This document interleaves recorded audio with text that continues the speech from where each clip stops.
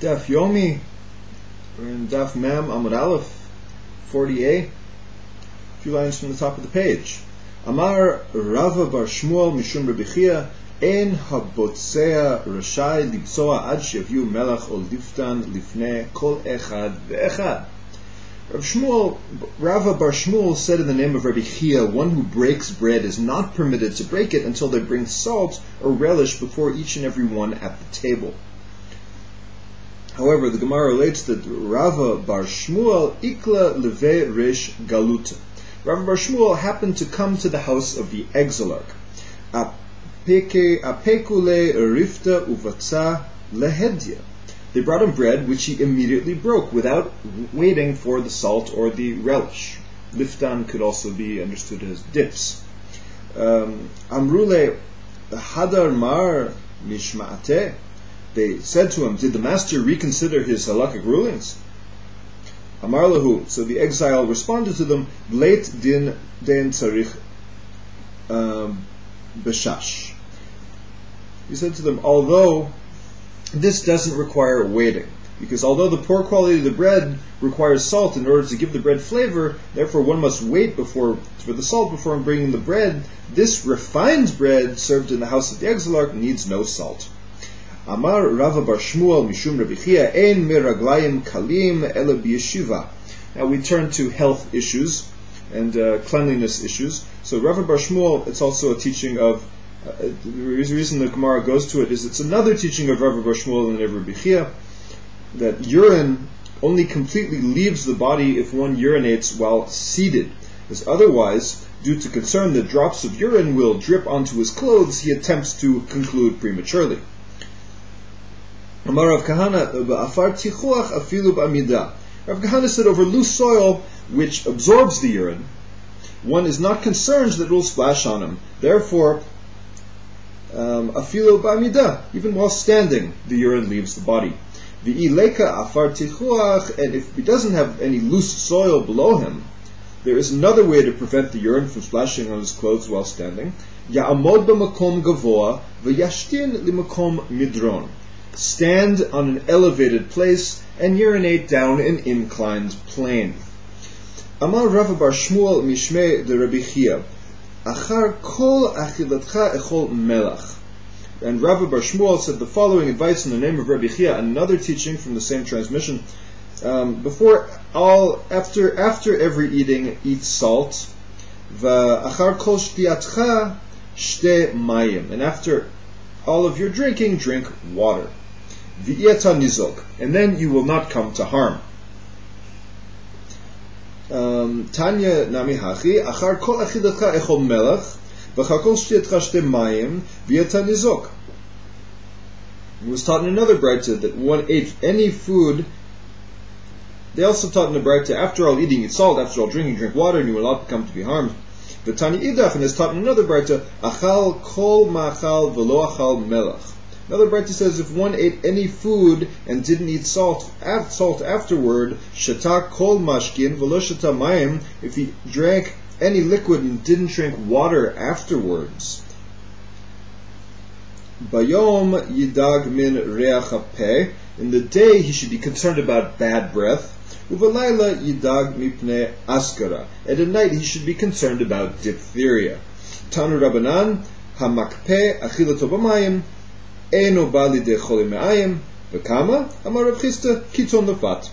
On the topic of health, the Gemara cites that the sages taught in a braita, one who inundates his food with water, meaning when he eats, he drinks a great deal of water, will not come to suffer from intestinal illness. The Gemara asks, and how much water? Rav Chisda said 1 jug per loaf.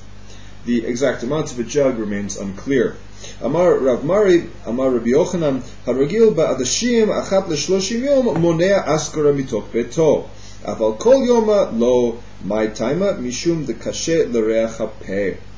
Rav Mari said in the name of Rabbi Yochanan, one who is accustomed to eat lentils once every 30 days, it prevents diphtheria from afflicting his house. The Gemara comments, however, one should not eat lentils every day. What is the reason? Because it causes bad breath. Amar Rav Mari, Amar Rabbi Yochanan, Haragil b'chardal achat l'shoshim yom moneh chalaim mitoch beto, aval kol yoma lo, my taima mishum dekashe l'chusha d'liba. And Rav Mari said that Rabbi Yochanan said one who is accustomed to eat mustard once every 30 days prevents illness from afflicting his house. The Gemara comments, however, one should not eat mustard every day. What is the reason? Because it is deleterious, and that it causes weakness of the heart. Amar Rav Chia bar Ashi Amar Rav Haragil b'dagim katanim eno balidei cholim me'ayim v'lo od ela shedagim katanim mafrin umarbim umarbin kol gufo shel adam umavrin kol gufo shel adam. Rav Chia bar Ashi said that Rav said one who is accustomed to eat small fish will not come to suffer from intestinal illness. Moreover, eating small fish causes one's entire body to flourish, to grow, and to be healthy. Amar Rabbi Abchama b'Rabbi Chanina haragil b'ketzach eino bal lidei ke'ev lev. Rabbi Chama, son of Rabbi Chanina, said one who is accustomed to eating black cumin, a medicine for the heart, and spice, which was considered a medicine for the heart, will not come to suffer heart pain. Meitive, Rabbi Shimon ben Gamliel Omer, ketzach echad mishishim samane hamavati. The Gemara raised an objection. Rabbi Shimon ben Gamliel said, black cumin is one of 60 deadly drugs. V'hayoshen lemizrach garno damo barosho. And therefore one who sleeps to the east of its storage area, where odor wafts with the westerly wind, is responsible for blood on his own head, meaning could possibly bring about his own death. Lo kasha. This is not a contradiction.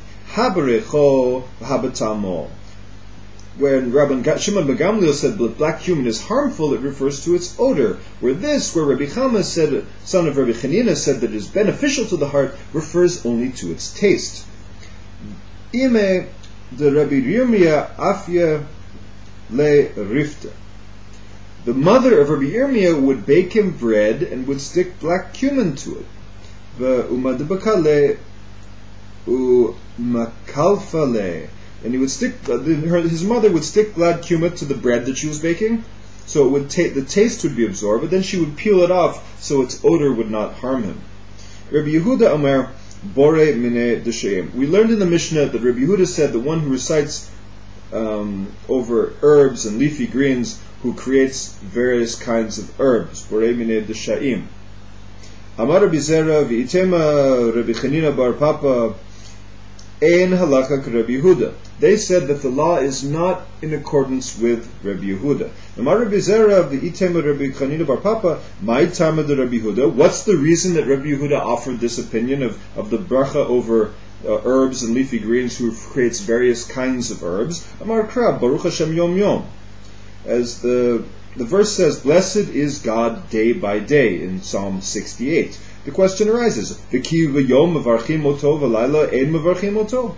So if you say bless God day by day, should it mean that one blesses God in the day and doesn't bless Him at night?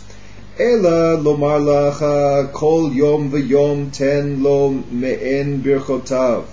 Hachanami kol min umin ten lo me'en birchotav. Rather, the verse comes to tell you, bless God every day, means God, each and every day, give God His appropriate blessings for that day. Here too, with regard to the blessings recited over food, for each and every type of food, give God the appropriate blessing for that food. That's Rabbi Yehuda's reasoning. The derivation here is not from the distinction between day and night, but rather the repetition, day by day. And from which is understood that one is required to bless the Lord with the blessing unique to that day. The Gemara continues from our Rabbi Zera, v'itema Rabbi Chanina bar Papa, bo reish shelo k'midat HaKadosh Baruch Hu midat basar v'dam. Come and see that the attribute of flesh and blood is unlike the attribute of God. Midat basar v'dam kli rekan machazik male eno machazik.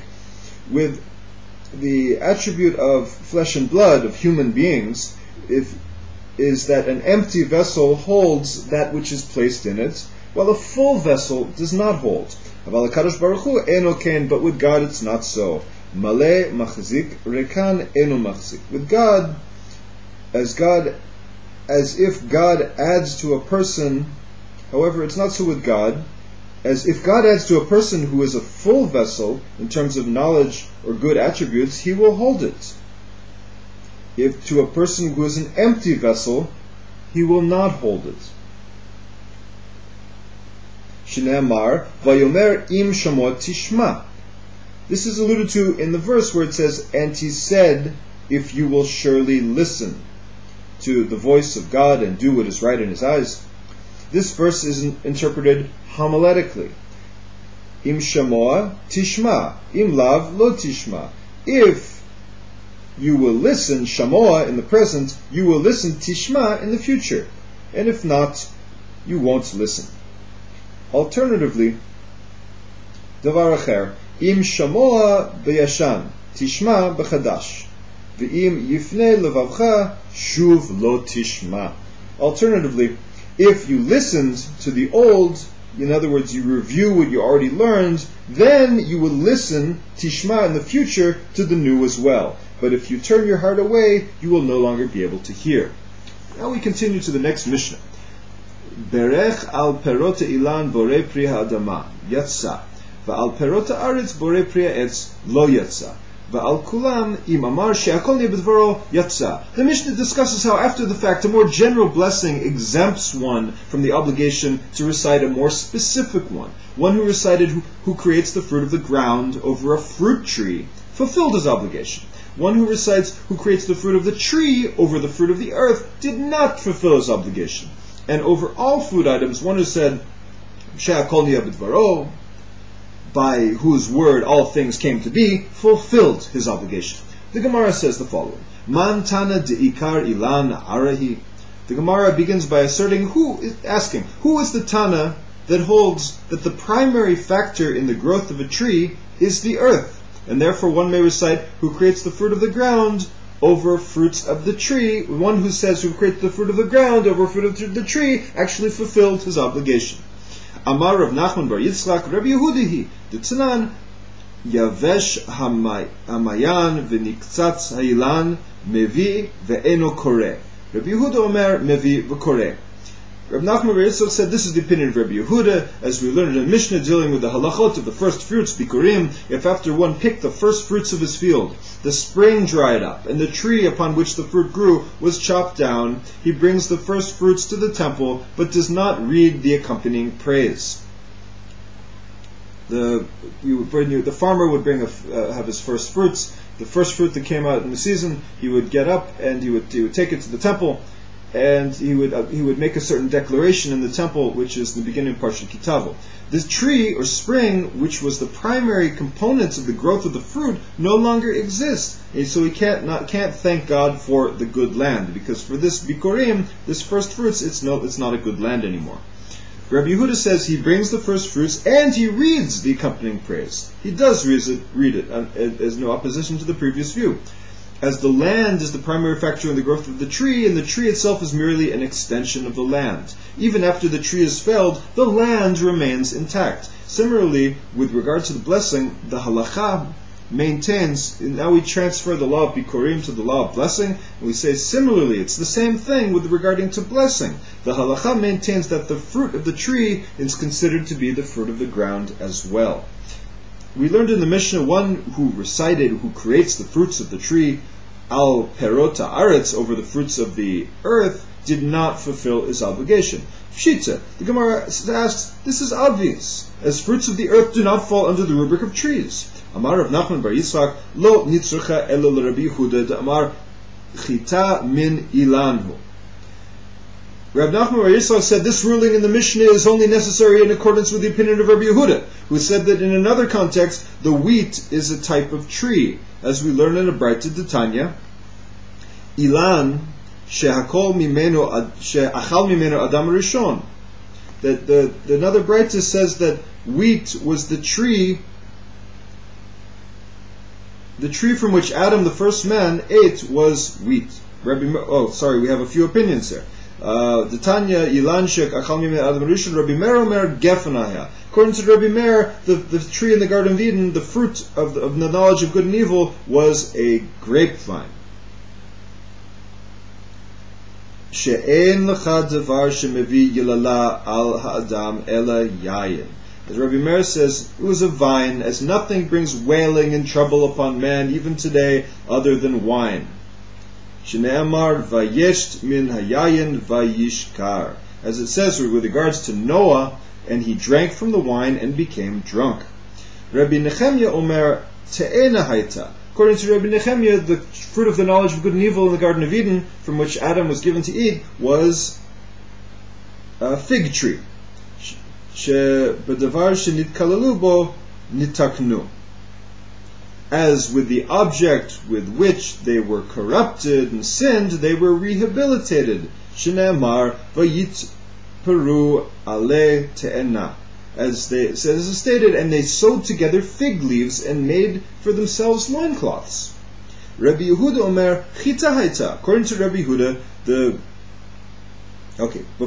back to the fig, they must have taken the leaves from the tree closest at hand. So if they all of a sudden they realized they were naked, immediately they grabbed and made. It says that they took fig leaves.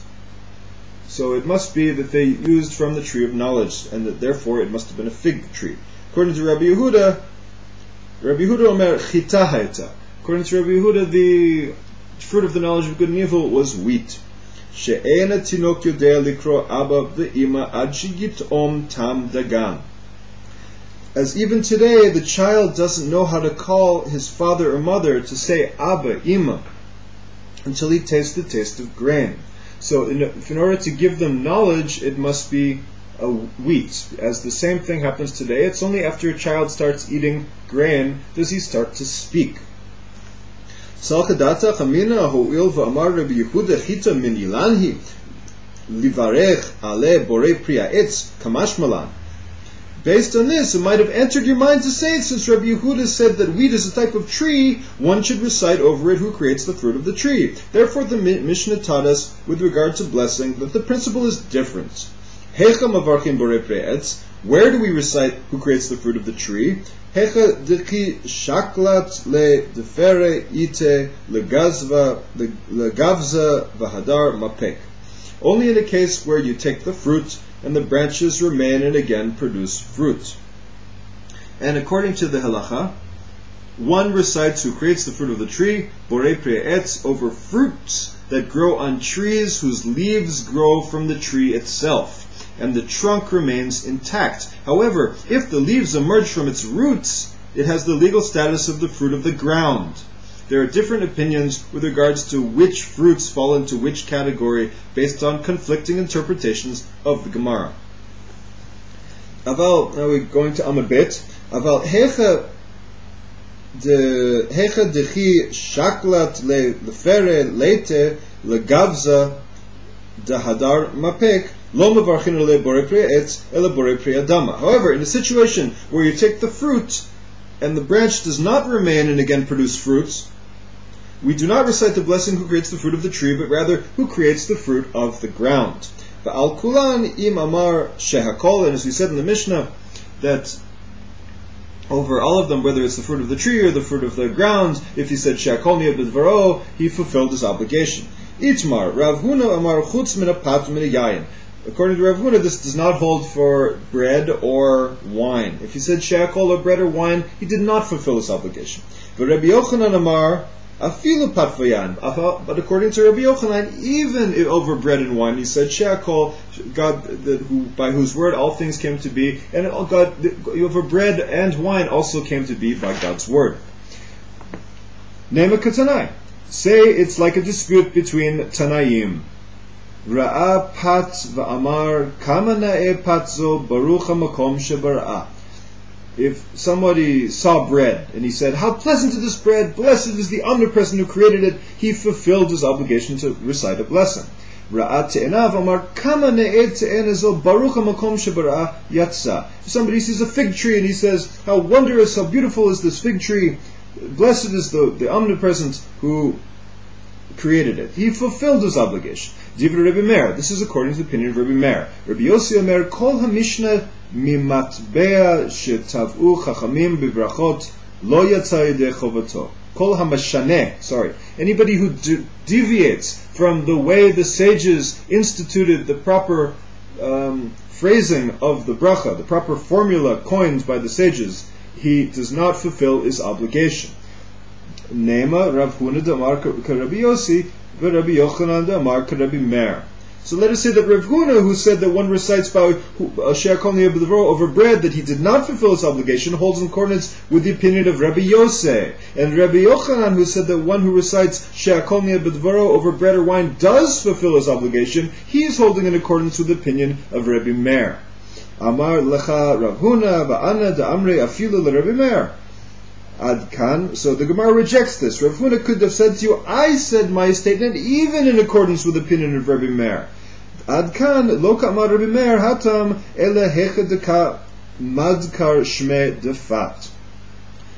As Rabbi Meir only stated his opinion that one who alters the formula of the blessing actually fulfills his obligation, he only said that there where the individual explicitly mentions the term bread in his blessing. Aval hecha deloka midkar shme defat, but in a place where he does not mention the word bread in his blessing, afilu Rabbi Meir mode. Even Rabbi Meir agrees that he did not fulfill his obligation. For Rabbi Yehuda amar lacha ana da'amre afilu Rabbi Yossi adkan loka amar Rabbi Yossi hatam ela mishum deka amar beracha delo takinu rabbanan.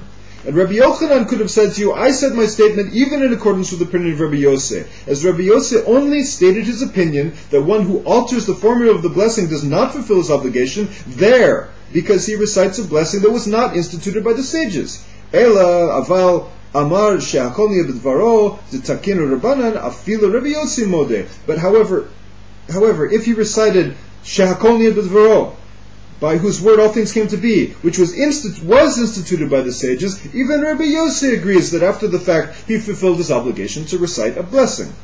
Binyamin raya karach rifta v'amar brich merei dahai pita. Regarding blessings that do not conform to the formula instituted by the sages, the Gemara relates that Binyamin the shepherd ate bread and afterwards recited in Aramaic, "Blessed is the master of this bread." Amar Rav, Yatsa. According to Rav, he said he fulfilled his obligation to recite a blessing. The Gemara objects. Kol bracha. V'ha'amar Rav. Kol bracha. V'ha'amar Rav. Kol bracha she'en ba hazkarat Hashem en a bracha. But didn't Rav himself say that any blessing that does not contain the mention of God's name in it is not considered a bracha? Da'amar berich rachamana marei dahai pita. The Gemara amends the formula of his blessing. No, Binyamin the shepherd said, "Blessed is the all-merciful master of this bread." Not just the master, but a nickname for God, the all-merciful. V'ha ba'enan shalosh brachot. The Gemara asks, don't we require 3 blessings in the grace after meals? How did he fill his obligation with this one sentence?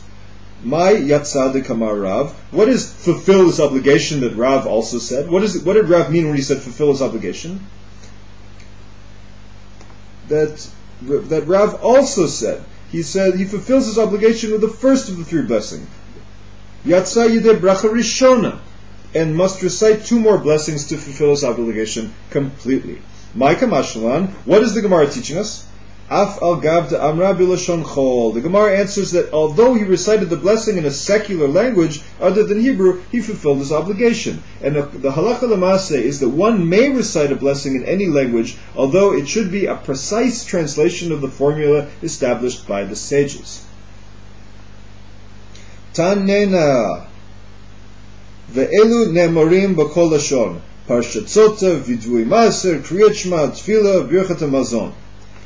This remains difficult, as we already learned in a Mishnah in Sotah and these are recited in any language that one understands. The portion of the swearing of the Sotah, the suspected adulteress, the confession of the tithes, with the Vidui Maaser, you say a special confession when you make of the tithes, the Kriyat Shema, the recitation of Hear, O Israel, the Tefillah, the Amida prayer, and Birchat HaMazon, the grace after meals. If grace after meals is clearly on the list of matters that may be recited in any language, what did Rav come to teach us?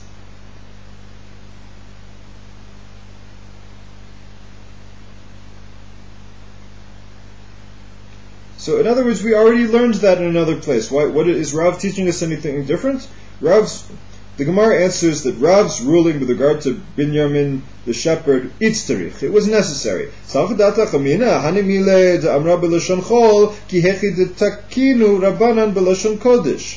As it might have entered your mind to say, the permission to recite the grace after meals in any language applies only to a case where one recites it in a secular language, just as it was instituted by the sages in the Holy Tongue. Aval lo amra b'lashon chol ki hechi detakinu rabbanan b'lashon kodesh ema lo. However, in a case where one did not recite the blessing in a secular language, just as it was instituted by the sages in the Holy Tongue, say that no, he did not fulfill his obligation. Kamash Malan. Therefore, Rav teaches us after the fact that not only is the language not an impediment to fulfill the obligation to recite a blessing, but the formula is not an impediment either. Gufa Amar Rav Kol bracha she'en ba hazkarat Hashem ein bracha. The Gemara considers the matter of Rav's opinion itself and cites a fundamental dispute with regard to his opinion. And Rav said, Kol bracha she'en ba hazkarat Hashem ein bracha. Any blessing that does not contain mention of God's name is not considered a blessing. Rabbi Yochanan Amar Kol bracha she'en ba malchut ein bracha. According to Rabbi Yochanan, any blessing that does not contain mention of God's sovereignty is not considered a blessing. Amar Abaye, Kavate de Rav Mistabra, Titanya lo avarti mi mitzvotecha v'lo shachachti.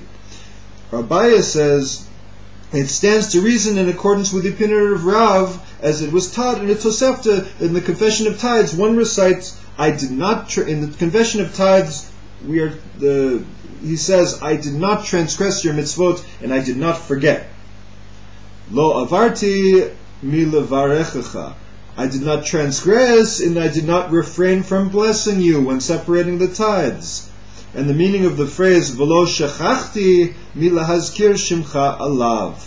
And when the phrase says I did not forget, it means I didn't forget to mention your name in the blessing recited over it. Ve'ilu malchut lo katane. However, this Braita did not teach that one must make mention of God's sovereignty in the blessing.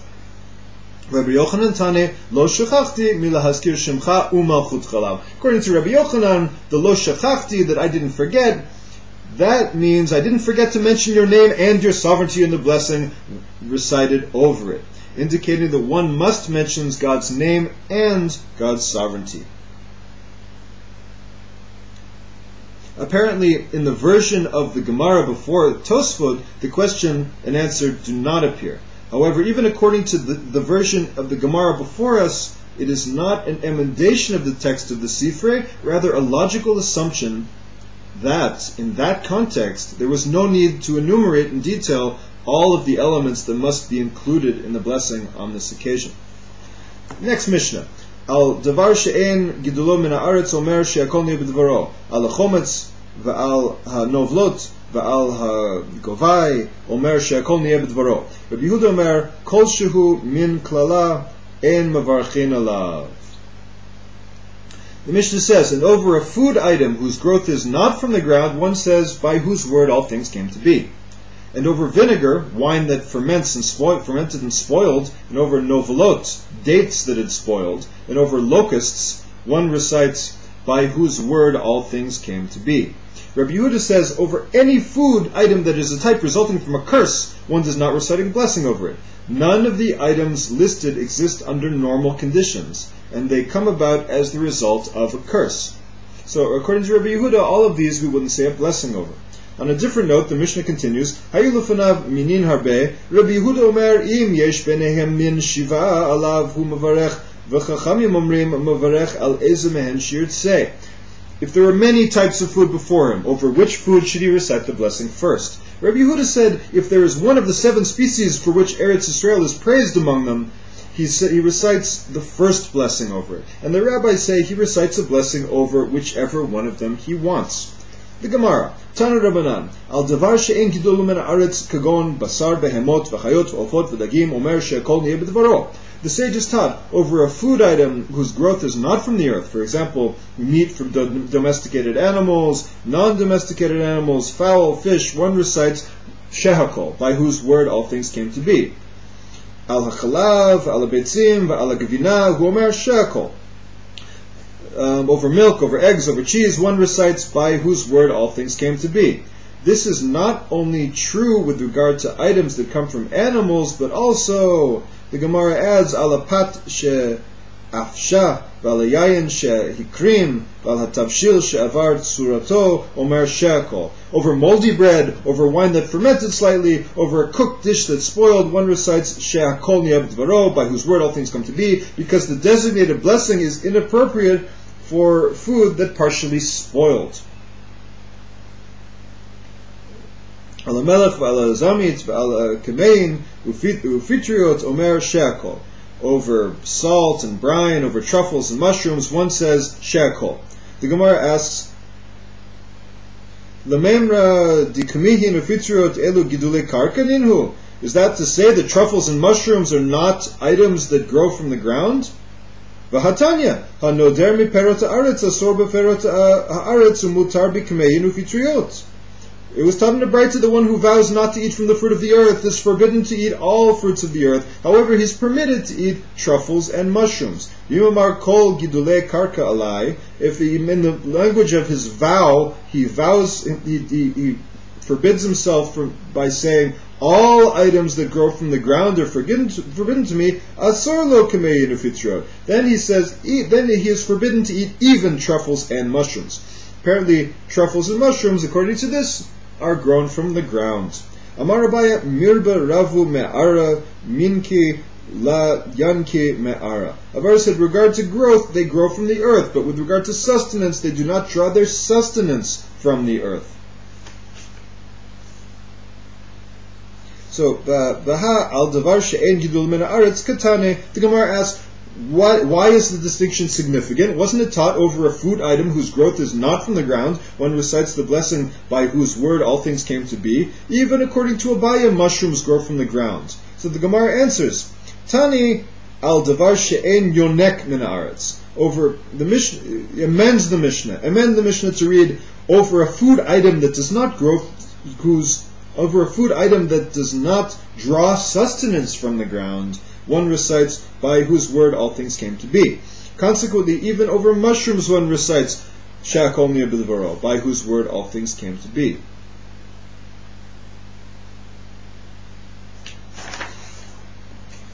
Va'al hanovlot. We were learned in the Mishnah that over novlot one says she'akol ni'ab dvaro. My novlot, what are novlot? Rabbi Zera v'Rabbi Ilah, Chadamar bushle kamra, v'chadamar tamre dezika. According to the answer to the question, what are novlot, the Gemara responds that the Amoraim Rabbi Zera and Rabbi Ilah have a dispute over this. One said that the term refers to dates that due to extreme conditions were burned by the heat of the sun and ripened prematurely. And one said that they're dates that fell from the tree because of the wind. Tanan, Rabbi Yehuda Omer, Kol shehu min klala ein mevarchin alav.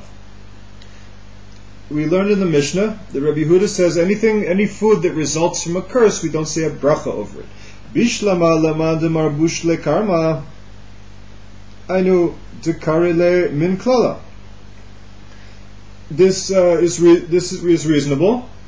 According to the one who says that novlot are dates burned by heat of the sun, that is the reason that he considers them a type of curse. Ela lamandamar tamre dezika my min klala.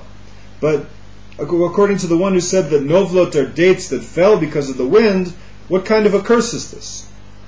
Dates that fell from the wind are no worse than any other dates. Ash'ara. The Gemara reconciles Rabbi Yehuda's statement was about the rest, Ashara, the vinegar and the locust, but not about the novlot.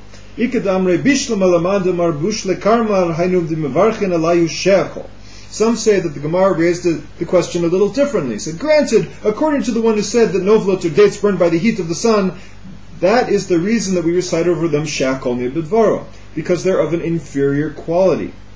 Elu lamandamar tamre dezika she'akol bore pre'etz mibayele levaruche.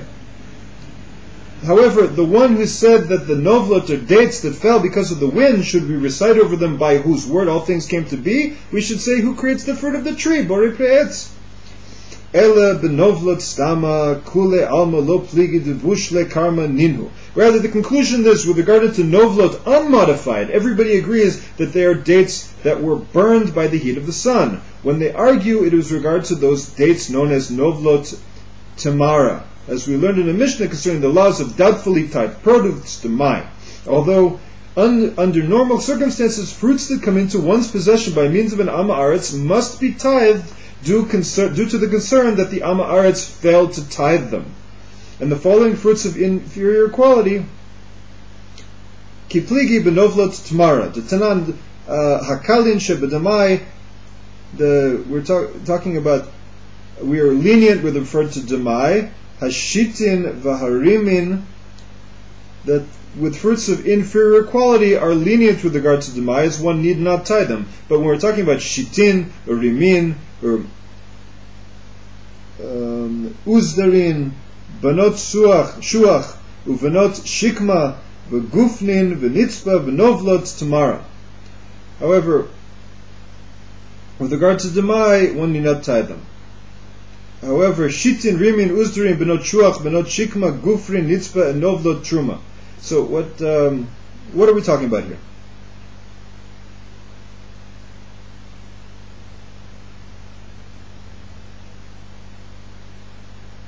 Normally, in other words, the fruits of good quality do need to be tied. The ones from inferior quality don't. All this list of fruits that I just mentioned are fruits of an inferior quality.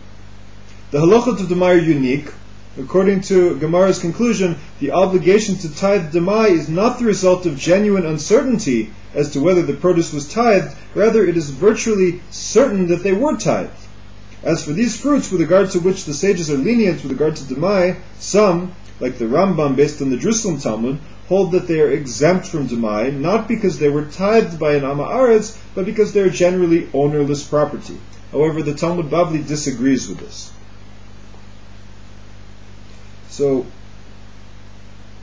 what are shitin? In many places, the fig tree produces 2 cycles of unripe fruit.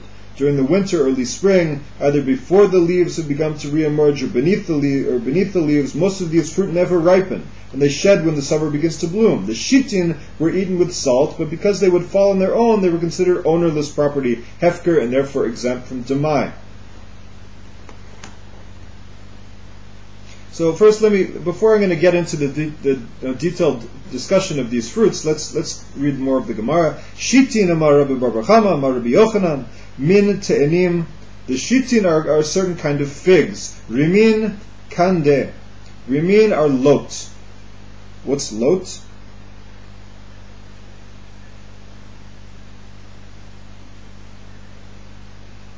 It's a Ziziphus lotus, also called the jujube, from the Ramasidae family. The thorny deciduous shrub grows to the height of 1.5 meters, etc. It's commonly called lot. Tushle benot shuach. Uzdarin are tushle. Uzdarin are crab apples. Benot shuach. Amar Rabbi bar bar Chana, Amar Rabbi Yochanan, te'enei chivarta. They say that they are white dates. Benot shikma, Amar Rabbi bar bar Chama, Rabbi Yochanan, duvle. Shikma are the fruit of the sycamore tree. Gufrin shilehe gufne. Gufrin are the last grapes which remain on the tree at the end of the season. Nitzpa are pircha. Nitzpa are the fruit of the caper bush. Novlot Tamara, Rabbi Ilah, Rabbi Zera, Chadamar, Bushule, Kamara, V'Chadamar, Tamre, Dezika. Rabbi Ilah and Rabbi Zera disagreed over Novlot Tamara. One said that they are dates burned by the heat of the sun, and one said they are dates that fell because of the wind. Bishlam alamandamar bushle kamra hainu dikatane hakalim shabadamai sfekin hu defator. Here too the Gemara asks, granted, according to the one who said that novlot are dates burned by the heat of the sun, that is the reason that it is taught concerning them. These halachot are lenient with regard to demai, meaning it is those with regard to which the uncertainty whether or not they were tithed that are exempt from being tithed. Vadayin chayav, those with regard to the certainty, those with regard to which there is a certainty that they were not tithed, one is not obligated to tithe those dates. Ela leman amar tamre dezika vadayin chayav hefkereninu. However, according to the one who said the novlot are dates that fell because of the wind, this is difficult. Those regarding which there is a certainty that they were not tithed, one is obligated, they are ownerless, and ownerless property is exempt from tithes. What are we dealing with? She'asan Koren. The Gemara says we're dealing with a case where the dates fell and because of the wind, and they were made them into a pile, like a pile of threshed grain. The Amar Rabbi Yitzchak, Amar Rabbi Yochanan, Mishum Rabbi Eliezer ben Yaakov, Haleket v'shichka v'peah she'asan Koren hukba'u l'maaser. They said that even gifts to the poor, such as gleanings and forgotten sheaves and the produce of the corners, which are normally exempt from tithes, if a poor person gathered them and made them into a pile of threshed grain, by rabbinic law, they were rendered obligated in tithes. In that case, only demai would be exempt from tithes. Ika de Amre, some say the discussion is as follows. On the next page, Aman Aleph, Bishlam alam andamar tamre dezika, hainu dehacha karele novlot stama. Granted, according to the one who said that novlot tamara are dates that fell by the wind, that is why here, when our Mishnah speaks of ruined dates, it called them novlot, unmodified. And there, where it speaks of those who fell because of the wind, it calls them novelot tamara. Hainu dehacha karele novlot stama, v'hatam karele tamara. Then the Gemara continues, Ele lemanda amar bushle kamra nitne idi v'idi novlot tamara, o idi v'idi novlot stama, kasha. So, however, according to the one who said that novlot tamara are dates burned by the heat of the sun, it should have taught that in this Mishnah here, and that Mishnah, the tractate Demai, novlot tamara, or taught in this and that novlot unmodified. It should have used a consistent language. The use of different terms indicates that the Mishnayot are discussing different items. No answer was found for this question. The Gemara notes that indeed, according to the one who said the novlot tamara are dates burned by the heat of the sun, it is indeed a difficulty.